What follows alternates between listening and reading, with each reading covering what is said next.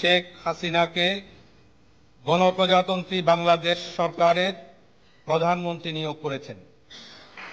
শেখ হাসিনা একজন অবৈধ প্রধানমন্ত্রী ছিলেন তার প্রমাণ এবার আসলো দেশের খুব সাংবিধানিক প্রতিষ্ঠান থেকে। কেবল 2014 থেকে 2024 নির্বাচন তো বটেই, তিনি 2018 সালের নির্বাচনেও ছিলেন অবৈধ। কেননা পাতানো ওই নির্বাচনে তিনি যে হলফনামা দাখিল করেছিলেন তাতে তিনি সম্পদের তথ্য গোপন করেছিলেন, যা ছিল গণপ্রতিনিধিত্ব অধ্যাদেশ 1972 এর সুস্পষ্ট লঙ্ঘন। ফলে তার সংসদ সদস্য পদ ছিল অবৈধ, প্রধানমন্ত্রী হিসেবে তার নিয়োগ ছিল অবৈধ এবং একই কারণে 2009 সালে তার নেতৃত্বে গঠিত সরকারটিও অবৈধ ছিল। দুর্নীতি দমন কমিশন দুদকের ব্যাপক তদন্তে চাঞ্চল্যকর এই তথ্য উদ্ঘাটিত হয়েছে। তদন্তে পাওয়া তথ্য বলছে, শেখ হাসিনা স্থাবর সম্পদ হিসেবে 21.91 একর জমির তথ্য গোপন করেছেন। 2,16,54,976 টাকা মূল্যের অস্থাবর সম্পদও লুকিয়েছেন।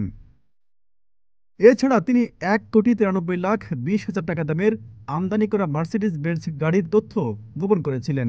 সম্প্রতি তদন্ত শেষে সুপারিশে দুদক আইনের 2টি ধারায় শেখ হাসিনার বিরুদ্ধে মামলা দায়েরেরও প্রক্রিয়া চলছে।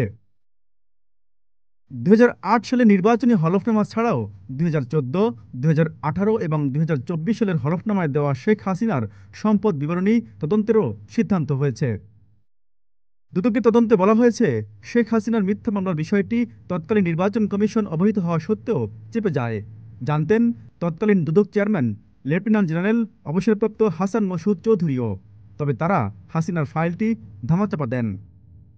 বৃহস্পতিবার ঢাকা থেকে প্রকাশিত একটি জাতীয় দৈনিক এই খবরটি প্রধান শিরোনাম করেছে। প্রকাশিত খবরটি নিয়ে এখন চলছে বিভিন্ন মহলে তোলপাড়। যা নিউজ, ঢাকা।